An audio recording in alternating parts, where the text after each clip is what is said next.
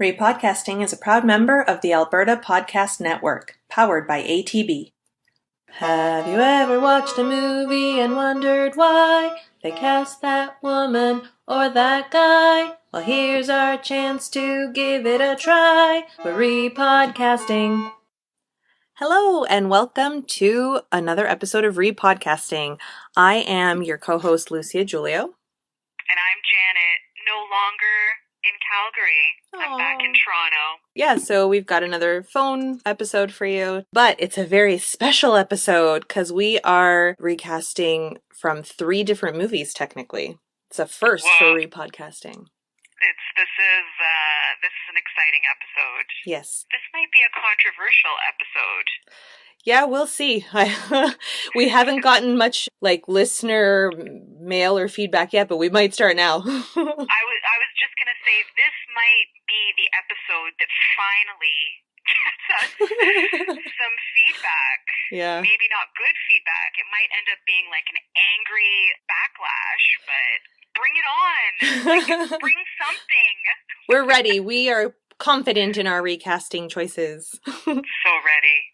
So this is our Star Wars special. We mentioned it in the previous episode. We're recasting Hayden Christensen from the prequel episodes and also Alden Ehrenreich from Solo. We have no Star Wars music because, as we were saying, we can't afford the lawsuit from Disney or George Lucas.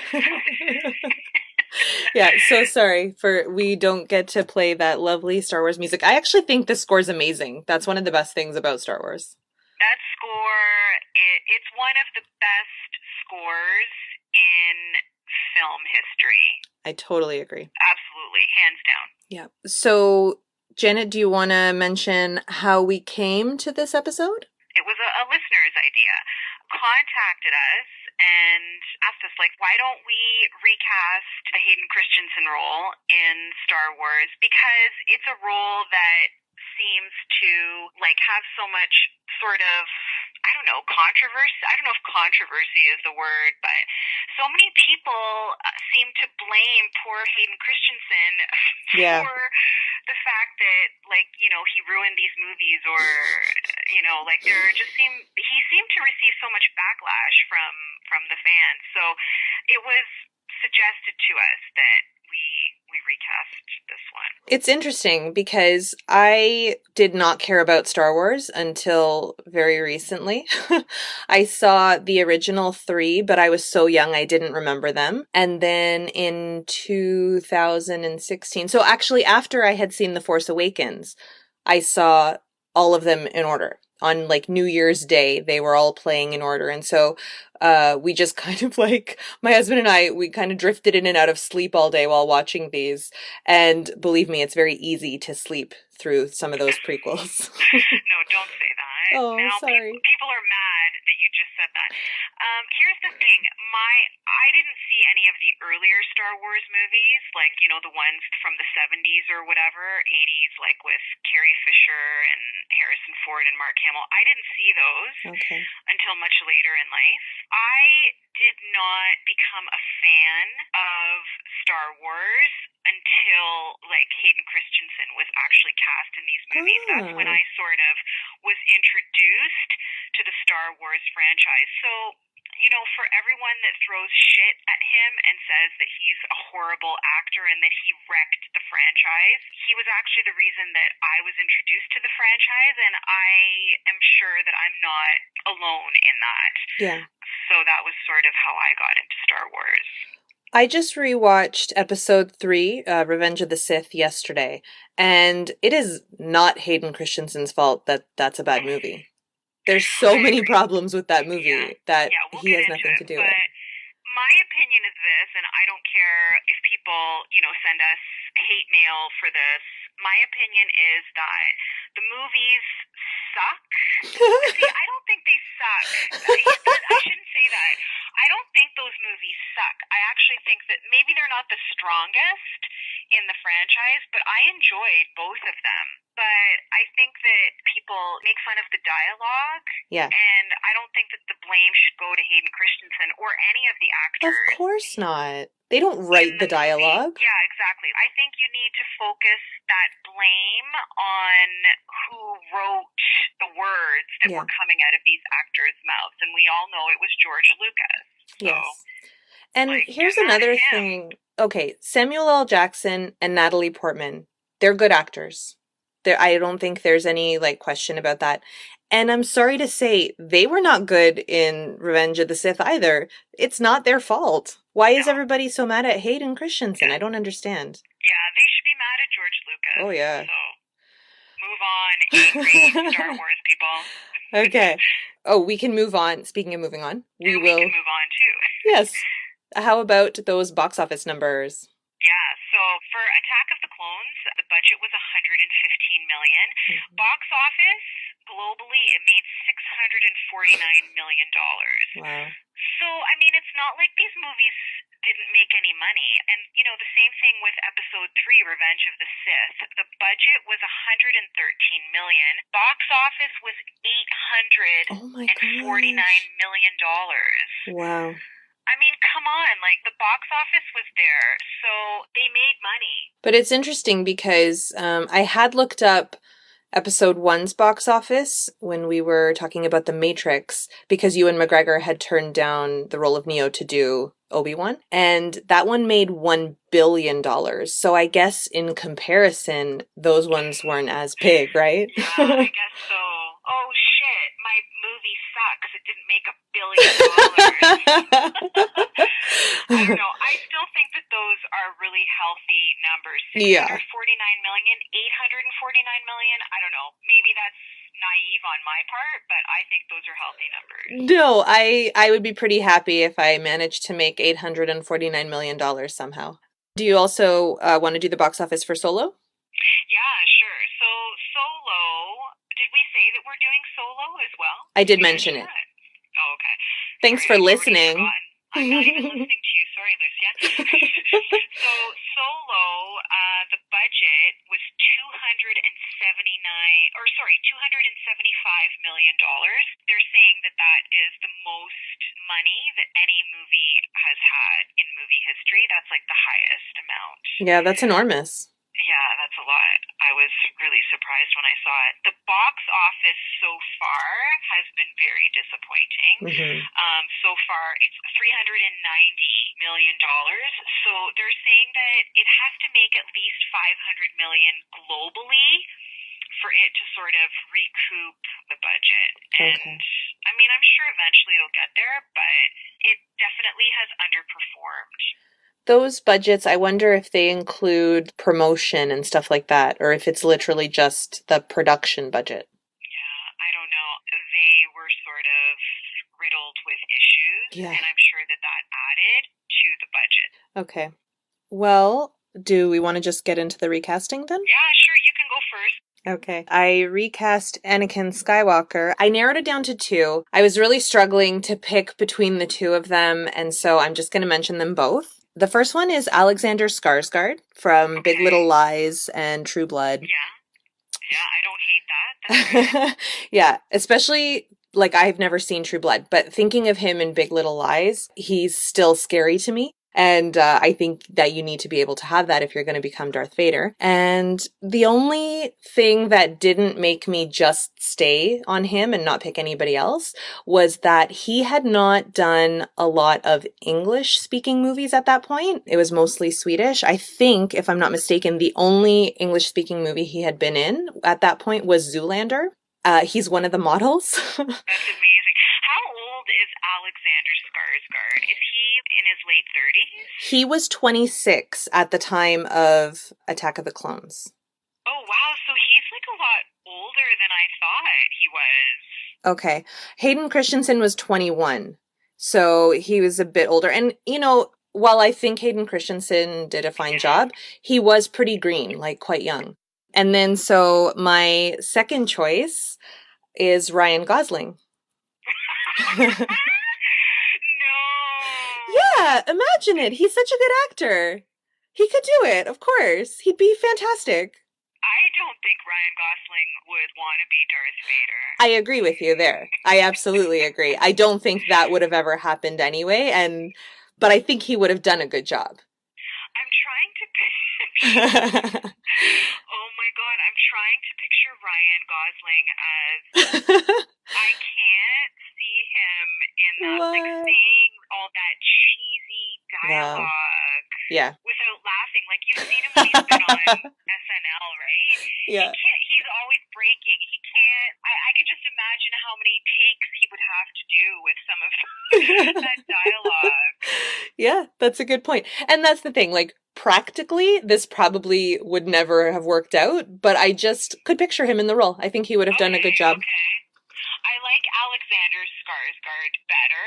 Okay. And, I'm actually really angry with myself that I didn't think of him. Ooh. That's good casting, Lucia. Yay! That's amazing. Yeah, because even physically, he's very tall, right? Yeah. He could totally have done it. And if anyone has seen him in Big Little Lies, he is chillingly frightening. Like, I can't see Alexander Skarsgård anywhere now without getting the creeps. Same here.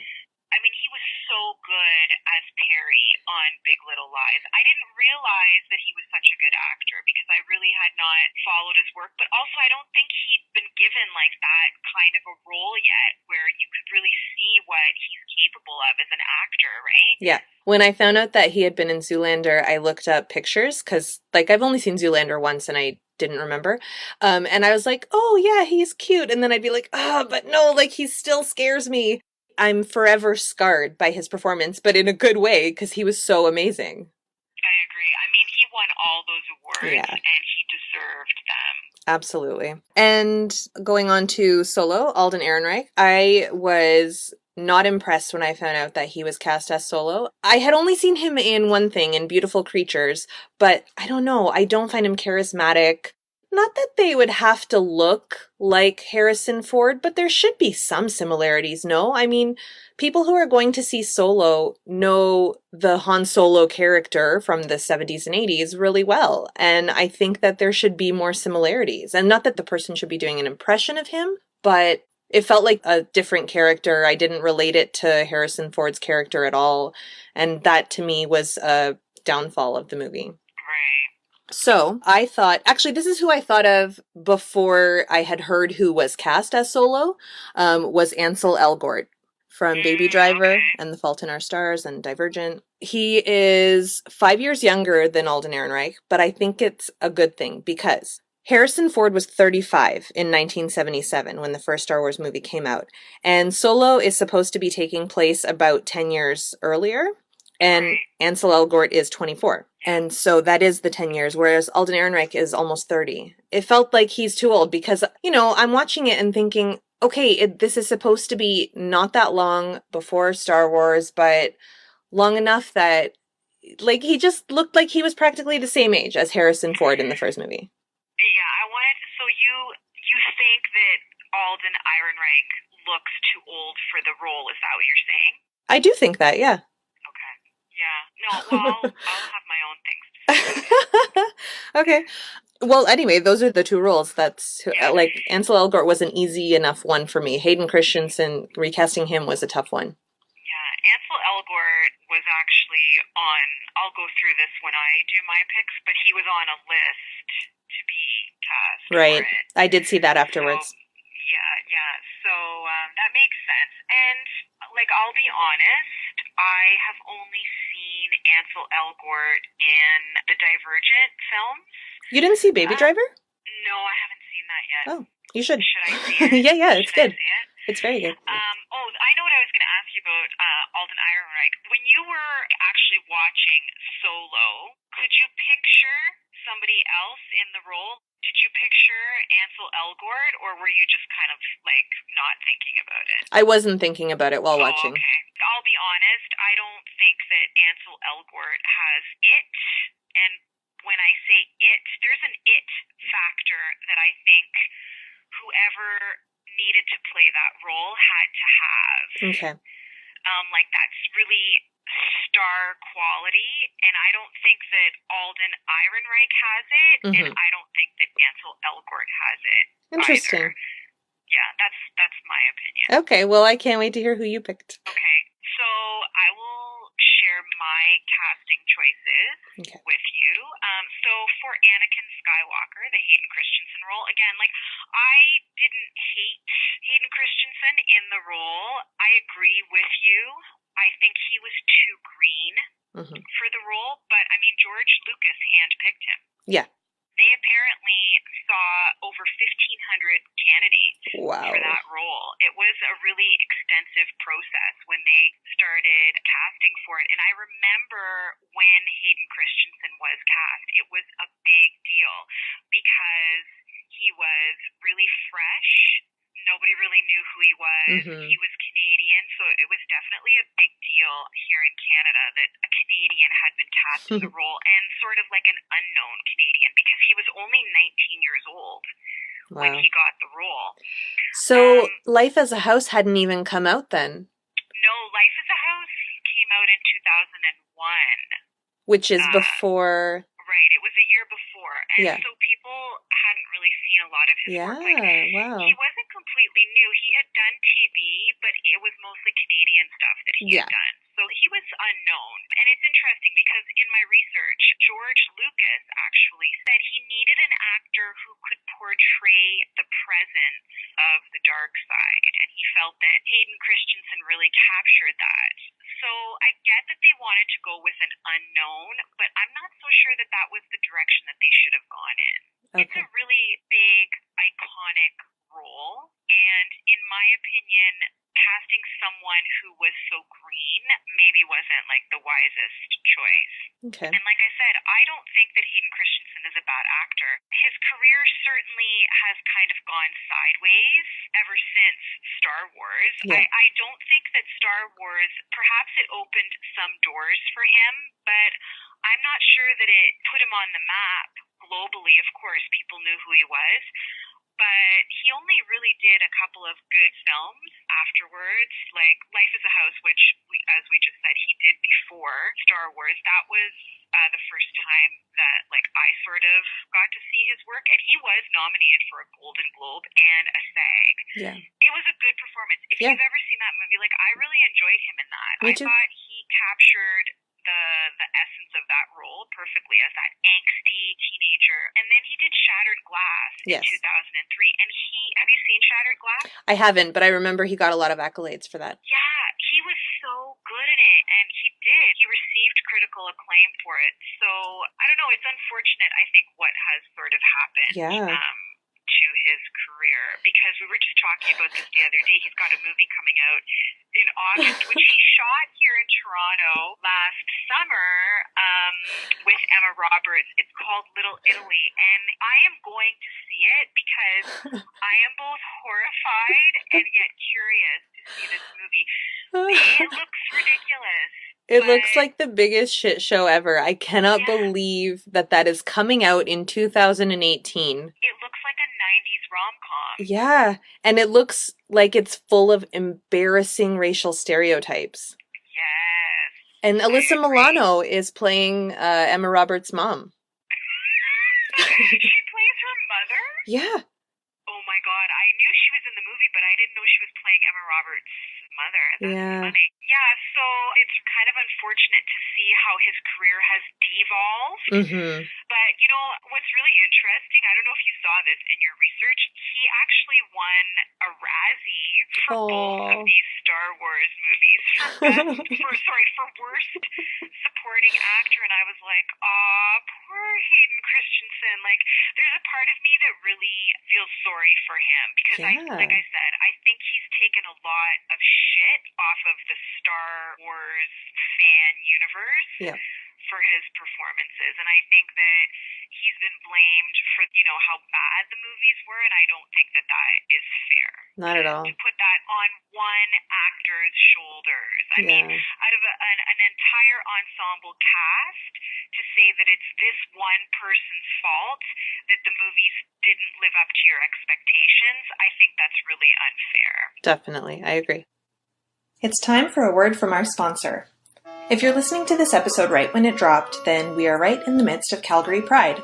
And ATB lights it up rainbow style for Pride across Alberta every year, from their building in downtown Edmonton to their Pride Brick Road at their Stephen Avenue branch in downtown Calgary. ATB is a longtime partner of Camp Firefly and Firefly in Schools. Be sure to check them out on Instagram and Twitter at ATB Financial to see their Pride coverage of this year's parade. And now back to the show. So, my recasting choice was Leonardo DiCaprio. Oh. I don't know what you think of that. Yeah, and you know what? I know that at one point he was in discussion to play it, but then he didn't want it because coming off of Titanic turned him into such a heartthrob global star that he was trying to get away from that in a sense. And I heard that was why he didn't want to do Star Wars, because he was trying to get away from that kind of frenzied reaction to him. But I think he would have been a great Darth Vader. Like I said, I think that it's such an iconic character that I think it needed somebody who had a name attached to it. And I think if Leo had done it, I mean, he's an amazing actor. You can say whatever you want about him, but he's a great actor. And the darkness, he totally would have owned the character. And, I think he was also more experienced, for sure.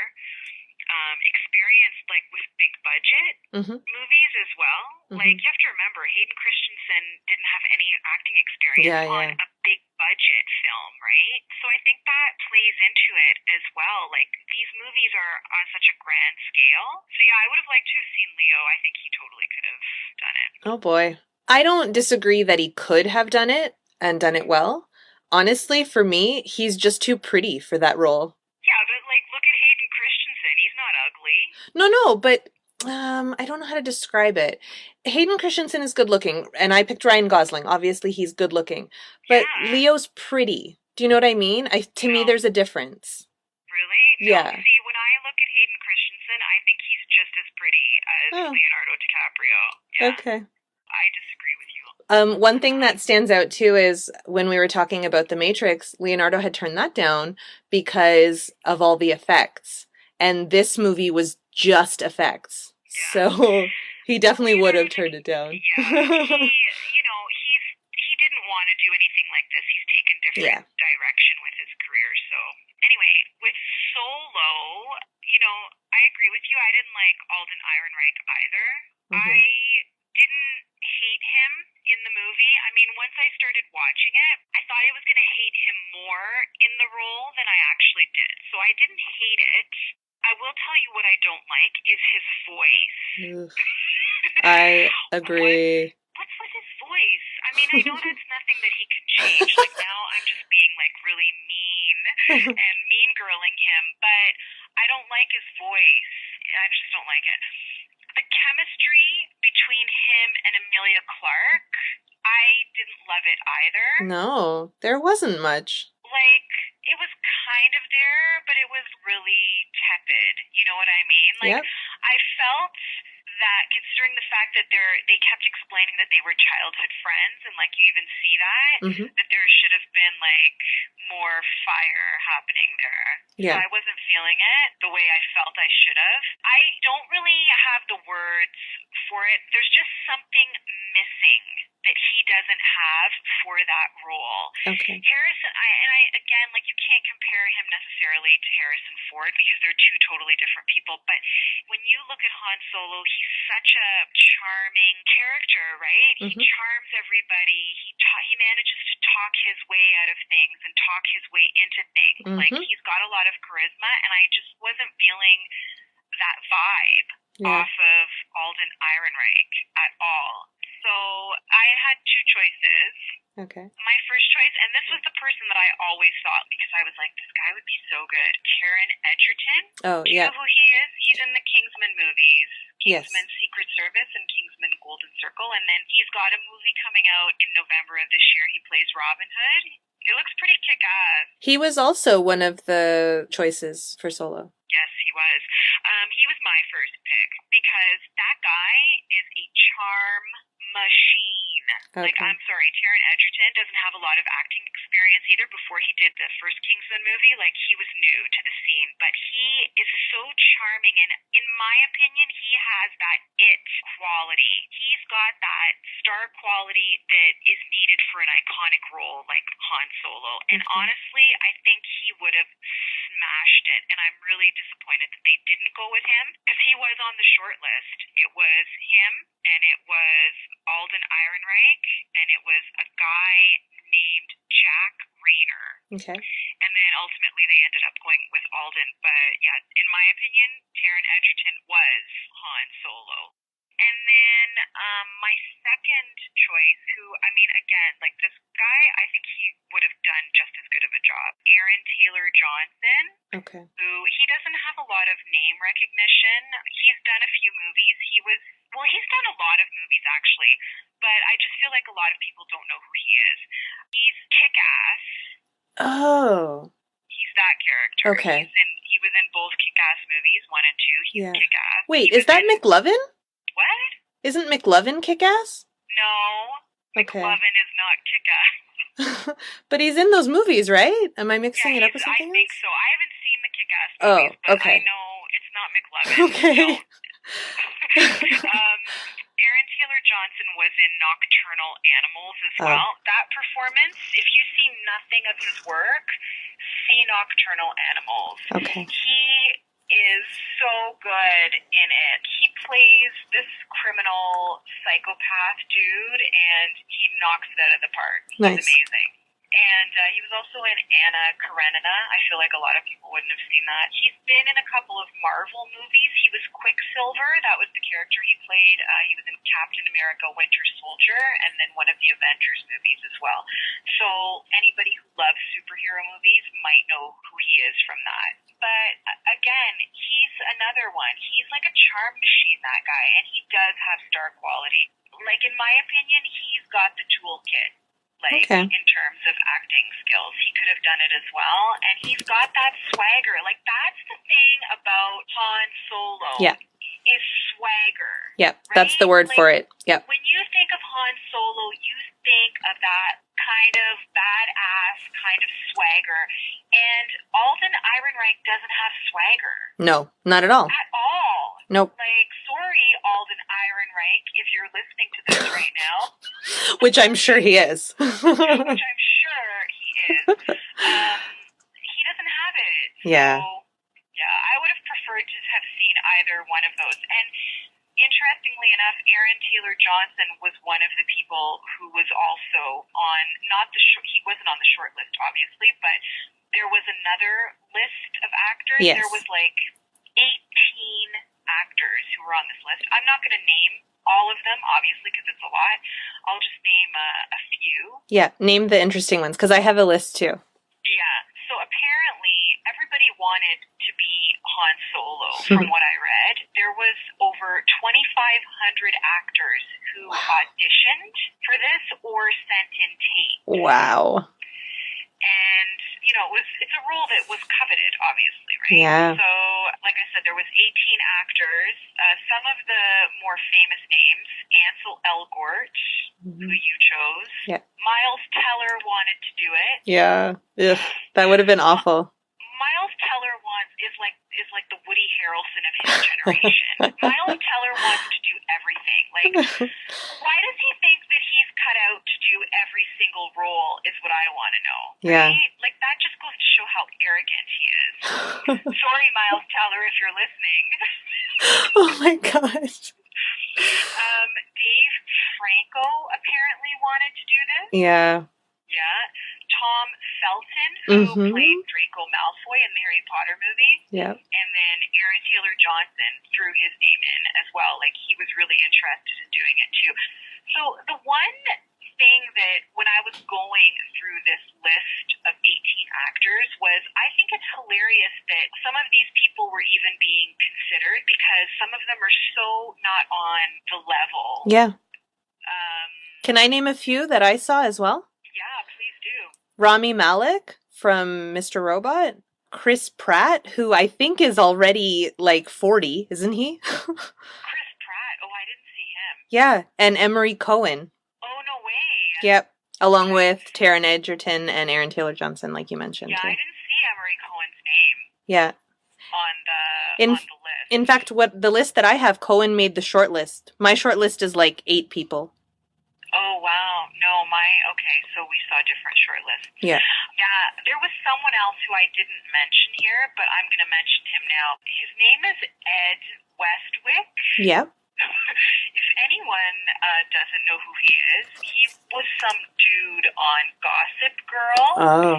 Yeah, he's a British actor, and he's well known from Gossip Girl. But I think it's hilarious that he was even in the running with somebody like Aaron Taylor Johnson, or even, for example, Dave Franco. Like, I'm sorry, there's no way Ed Westwick. Who does Ed Westwick think he is? That he's like, no, I'm sorry. You're so angry. Yeah, because I think it's ridiculous that he thought that he could do this role, like that he was up against somebody like Aaron Taylor Johnson, who is like miles ahead of him in terms of acting ability. There's just no way. But imagine, so they saw 2,500 people, or not, maybe not saw, but 2,500 people tried to get this role. There were probably a lot of people thinking, like, if they go with somebody who's not a huge name, maybe I have a chance. Do you know what I mean? Like they did with Hayden Christensen. Yes, I know what you're saying. Don't come down on Ed Westwick. Leave him alone. No. Let's not get into a fight over Ed Westwick. Okay, I don't even know who he is. Yeah, exactly. Why are you defending Ed Westwick? You don't even know him. He doesn't even go here. I'm defending him because maybe he's listening, Janet. Yeah, that's right. I know. Him and Miles Teller are sitting in a Starbucks together in West Hollywood listening to this. So I just want to mention one other thing about Alden Ehrenreich. Part of the reason that I think he managed to land this role is also sort of because of his Hollywood connection. Yeah. Can we talk about that really quickly? So Alden's dad is Steven Spielberg's accountant. I don't know if he still is to this day, but at one point he was.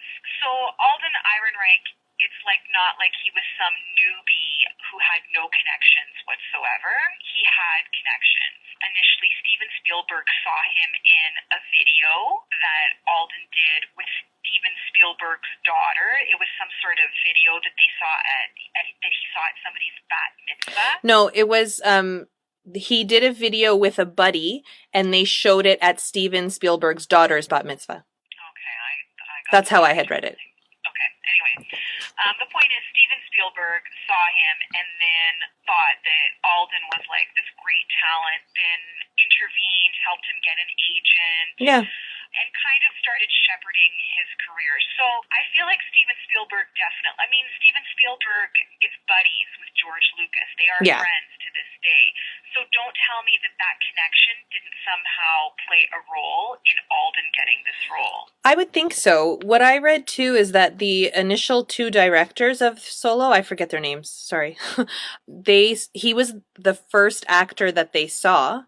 And as they saw others, apparently they kept going back to him and saying, like, oh, the first guy was the best.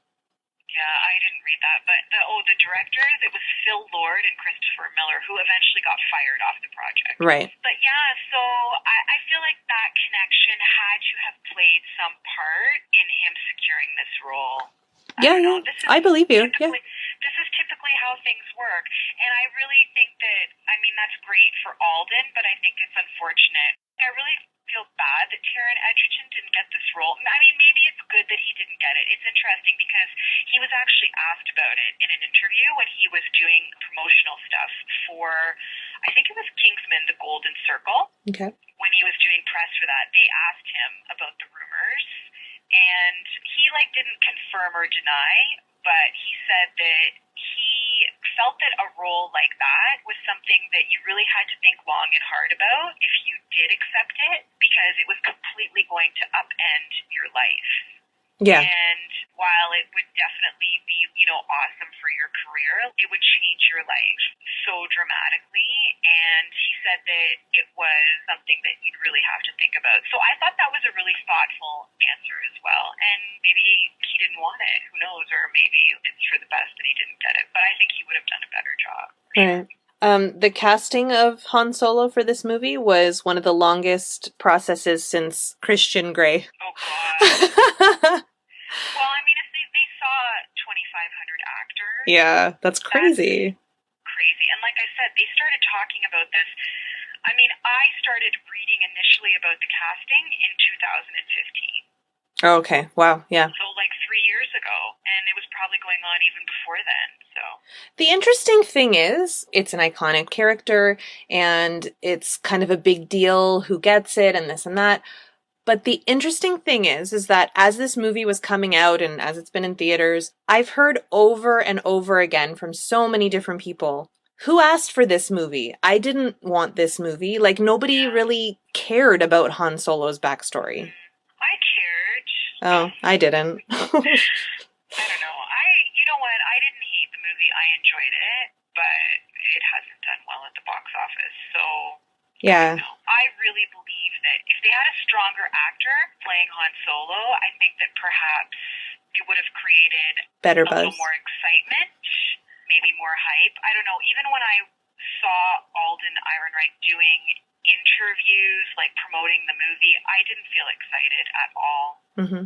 Yeah. He just seemed really flat to me in interviews. It's his personality. He seems very jaded, like super blasé, just so chill. And I don't know, I'm not saying he has to be jumping up and down and, be really excited, but he doesn't have a charming personality. I don't know. Yeah, I definitely agree. So, did you know that Ron Howard had actually been offered to direct Phantom Menace, Episode 1? No, I didn't know that. Yeah, and he had declined, and then he ended up taking over for this one. I don't think he did a bad job. I mean, all of the actors loved Ron Howard. I read a lot of print interviews that various actors did, like Amelia Clark, Alden Ehrenreich. They all had nothing but praise for Ron Howard. Yeah. Everyone says what a great director he is and just what a wonderful human being he is. I've never heard anything bad about Ron Howard. Same here. So I think they brought him in because they needed someone experienced who could turn it around and save the day. And I think the fact that the movie underperformed, I don't think it should be about Ron Howard. Not at all. He reportedly reshot over 80% of the movie. And that's why it cost so much. Mm-hmm, definitely. I mean, the production costs went through the roof because of that, right? Yeah. Going back to the prequel movies, Hayden Christensen said he enjoyed filming the bar scene because it was a real set and not just a blue screen. So for him to comment on that tells you just how much he wasn't just acting with a screen the whole time, not seeing what was happening. Those movies are just effects.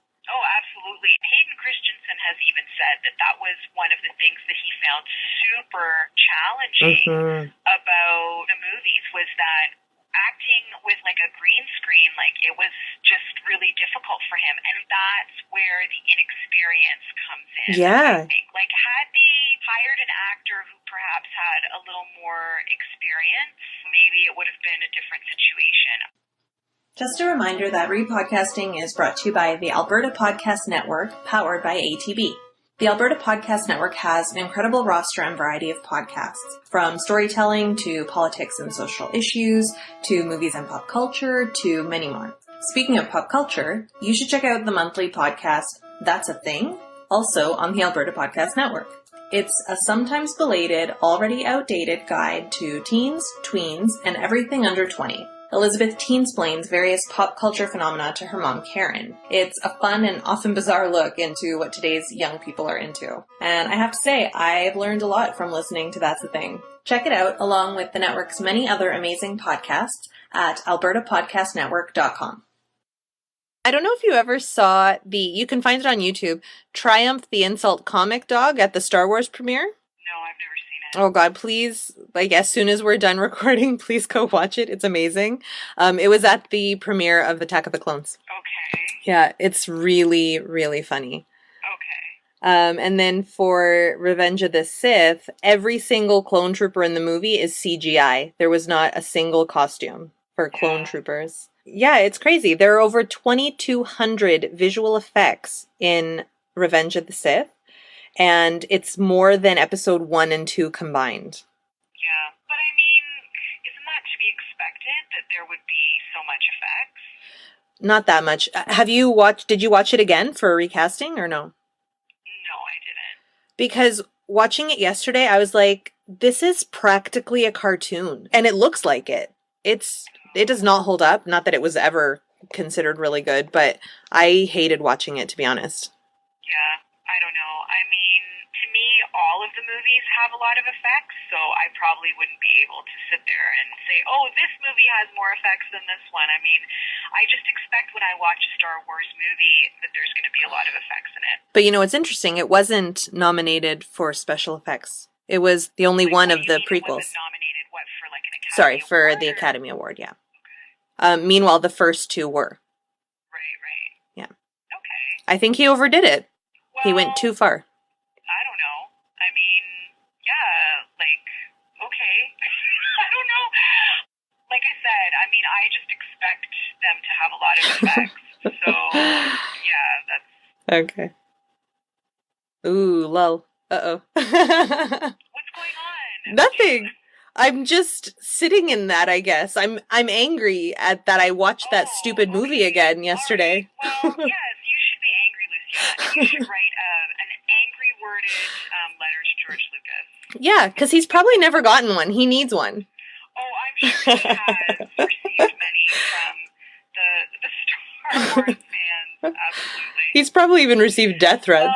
Well, Lucia, do you need some support for all those special effects? Do you need like a support animal to help you through that difficult time of dealing with the special effects? No, do you know what I did to cleanse myself?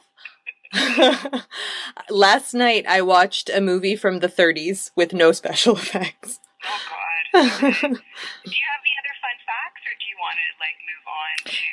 No, we can move on. I'll just quickly mention the ratings that I saw. Okay. On IMDb, episode 2 received a 54%, which I think is generous. That movie was boring.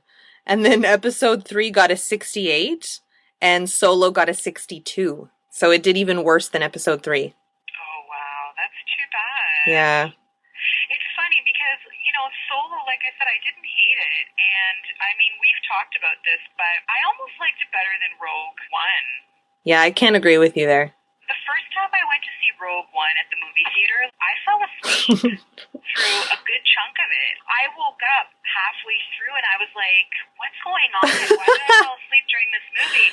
So, and I rarely fall asleep when I go to the movie theater. Like, I'm not one of those people who immediately is like, you know, it's like they took an Ambien, because I know people like that. They hit the movie theater and they're instantly asleep. That's not me. Like, so I fell asleep during Rogue One. I didn't fall asleep during Solo.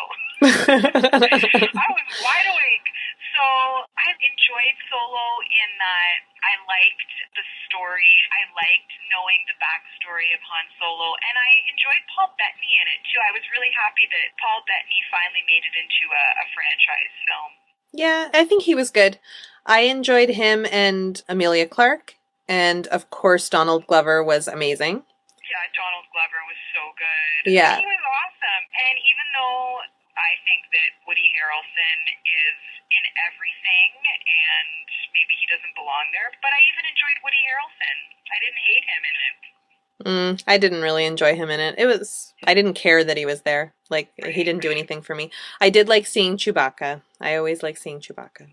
But yeah, me personally, I didn't really enjoy it. I mean, whatever. I didn't fall asleep through it. I watched the whole thing and I was along for the ride, I guess. But at the end of it, I was kind of like, I don't know, left wanting more, maybe? I'm not sure.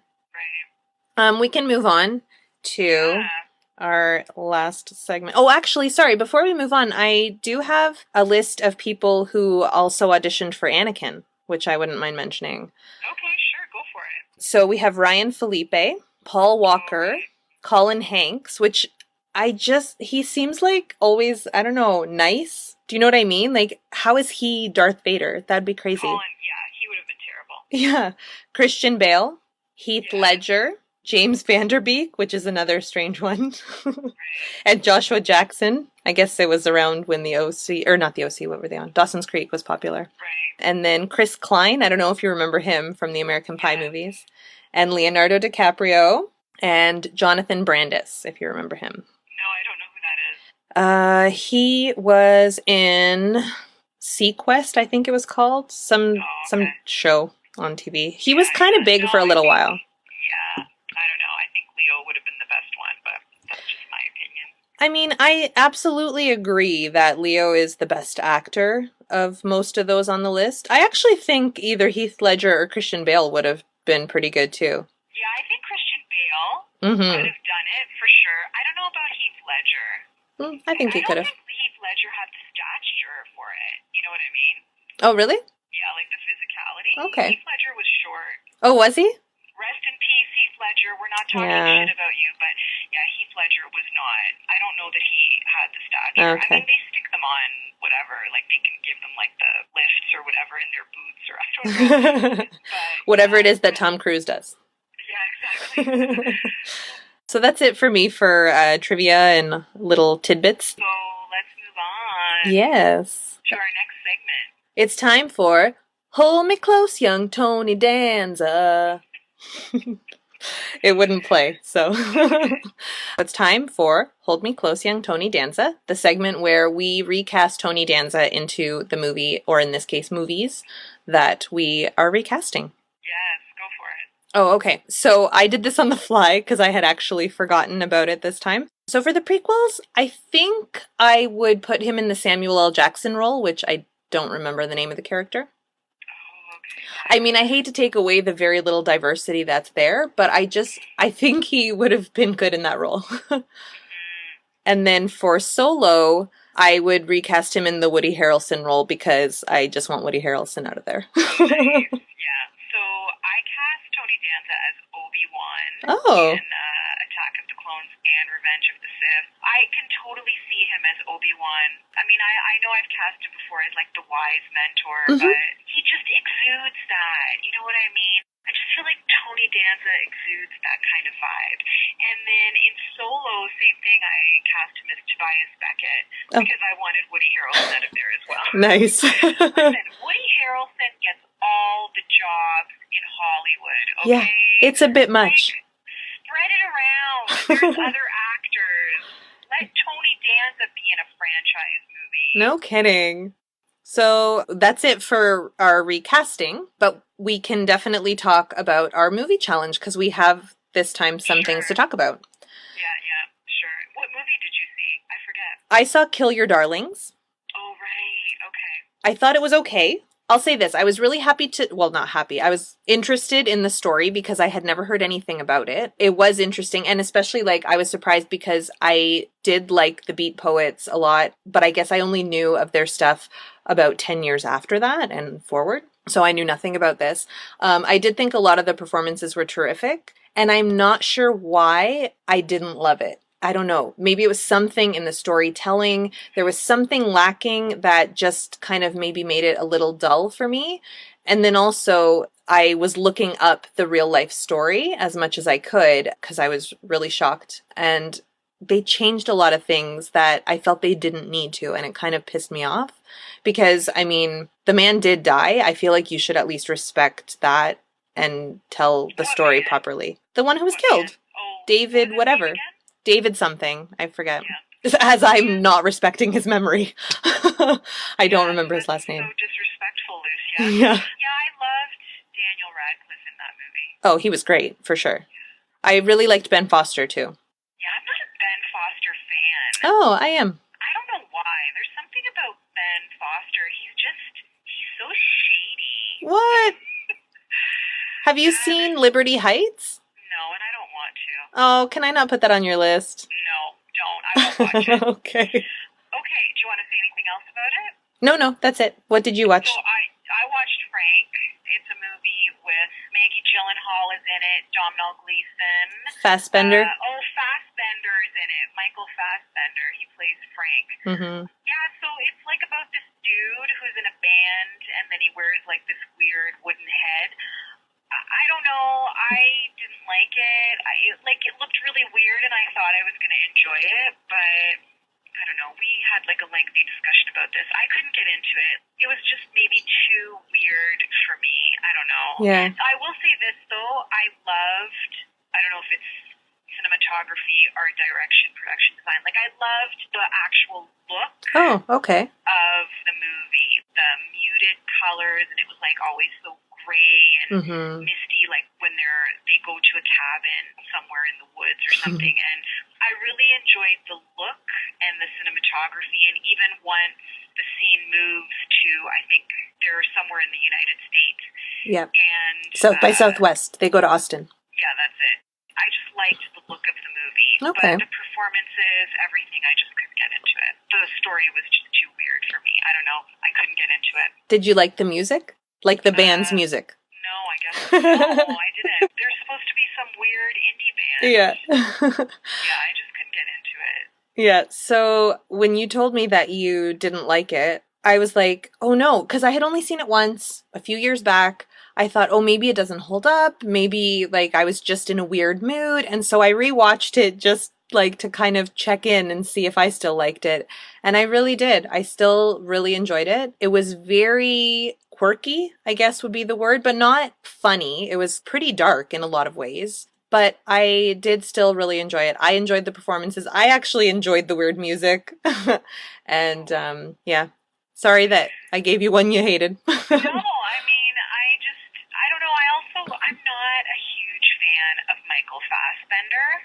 But you don't even see his face throughout most of the movie. It didn't matter. I was still annoyed by him. Wow. You know what? I get that people think he's a great actor. I understand that a lot of people are of that opinion. It's not that he's a bad actor. I just don't like him. Okay. And it's not like I know Michael Fassbender. It's not like, we met at a party and he was rude to me. It's nothing like that. I don't have a personal vendetta against Michael Fassbender. Just, some actors you just don't like. Yeah. And, I just don't like Michael Fassbender. Sure. I don't see why everyone thinks that he's so amazing. I don't see it. So that's just... I don't even think I could tell you another movie I've seen him in. So I don't know him, really. The thing is, I've seen a lot of his work. Okay. I just don't like him. Yeah, that's fair. Now, we do have two other movies we can talk about, but we saw them a long time ago, but we saw them together. Yes. So both of these were my picks for Janet, and when she was in Calgary, we watched The Room. I was so excited for you to see The Room. Yes. It was the third time I had seen it, because I made my husband watch it as well after I had seen it the first time. And I love this ridiculous movie. It's batshit crazy. Yeah. It's crazy that it got made. It's crazy how it got made. I think I had just finished reading The Disaster Artist when we watched The Room together. So I had gotten really deep into the behind the scenes, which was really interesting as well. But yeah, it is for sure the best bad movie ever made. Yeah, it's awful, and I understand why it's like a cult classic, if that's what you want to call it. Mm-hmm. But yeah, it's absolutely batshit crazy. But it's funny, and also now Mark Damon is my favorite actor.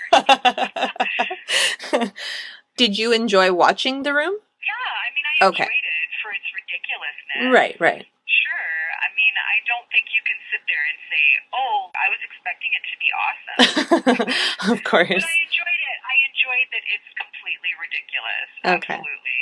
Okay. And then lastly, we can talk about Robin Hood Men in Tights. That's one of my all-time favorites, and I have seen it a million times, and I wanted to share it with you. But I don't know if you liked it as much as I did. I don't like it as much as you do. Yeah. Full disclosure. But that's not to say that, you know what it is? I am not really much of a fan of Mel Brooks. Okay. I'm not a fan of that type of humor, or at least his brand of humor. It's not that I despise it, but I'm just not like a huge fan of it, and it's very much a Mel Brooks film. Yeah. Like, absolutely. It's quintessential Mel Brooks. But I can appreciate why people enjoy him why he's considered a comedy legend. Okay. I still think it's a really funny movie and everything, but I imagine that part of why I love it so much is that I was either 12 or 13 when I first saw it. So Right. I think that makes a difference. You were an adult. Perhaps, but I don't know. I just think people really love his work, right? But it's a certain brand of humor you have to enjoy. For sure, but sorry, so I guess I didn't make my point. Because I ended up watching Blazing Saddles when I was an adult, and the other one was Dracula Dead and Loving It, which also, like, that one just didn't do well, so maybe that's not a fair comparison. But I thought Blazing Saddles was fine. I thought it was funny, but I didn't think it was the comedy icon that a lot of people make it out to be. So I do think part of my love for Robin Hood Men in Tights has to do with when I first saw it. Okay, so maybe you just associate it with like a certain time in your life. Or I just had a different sense of humor as a kid, right? Yeah, exactly. I mean, things that we like when we're kids are we're not necessarily going to enjoy them as adults. Yeah. Right? Our tastes evolve for sure. Have you ever tried watching Elf as an adult? No. It's unreal. No. It's so bad, but I loved it as a kid. Yeah. Definitely like comedies from the 80s, you know, you watch them with like this nostalgia, right? Because Yeah. they just seem so innocent compared to to what we see now. I mean, it's just really different. There's a pureness to to that type of comedy. Yeah. Nice. Okay. So that's it for our movie challenge for this month. Do you have your next movie? I think it's called Other People. Okay. And Molly Shannon is in it. Yes. I know that. That's all I know about it. Okay. I hope you like that one. I really enjoyed it. And I then hate it. yeah, you probably will, you Debbie Downer. Yeah, I haven't watched it yet, but it's on Netflix, so I'll get to it. Okay. And then the next one I'm going to watch is Snowpiercer. I'm finally going to get to it. Oh, awesome. Yeah, I'm really excited for you to see that movie. Okay. I don't know anything about it either. All I know is it's the same director as Okja. Yes. And Tilda Swinton is in it. Right. And I won't say anything about her teeth situation, but I think you might be delighted. Oh, good. Okay. Awesome. Okay, and now for our next repodcasting movie. We had talked briefly about doing a series of, we want to take away some Oscars in a sense, right? We're coming for your Oscars, pervs. Exactly. That's the way to say it. So, Perverts of Hollywood, we're coming for your Oscars. Beware. damn right. So the next movie we are recasting, Rain Man, to get Dustin Hoffman out of there. I am so excited to recast Rain Man. Me too. I can't begin to tell you. Excellent. We are repodcasting on all the social media stuff if you want to contact us. If you want to send us any suggestions or hate mail, because we might be getting that now, feel free to do so at repodcasting@gmail.com. And that's it for us for this month. Yes, Star Wars people, please reach out to us. We want your hate mail. We want you to write angry, filthy things at us. Okay, so Janet will be checking the email from now on. Yes, I don't want that. Anger. I want all of your madness. Please send it to us. No, I don't think we're stepping on anybody's toes recasting the roles that we did. Oh, I think we were generous. Yeah. Okay, excellent. So thanks for listening, and we'll see you next month. Thanks for joining us. Bye. Bye.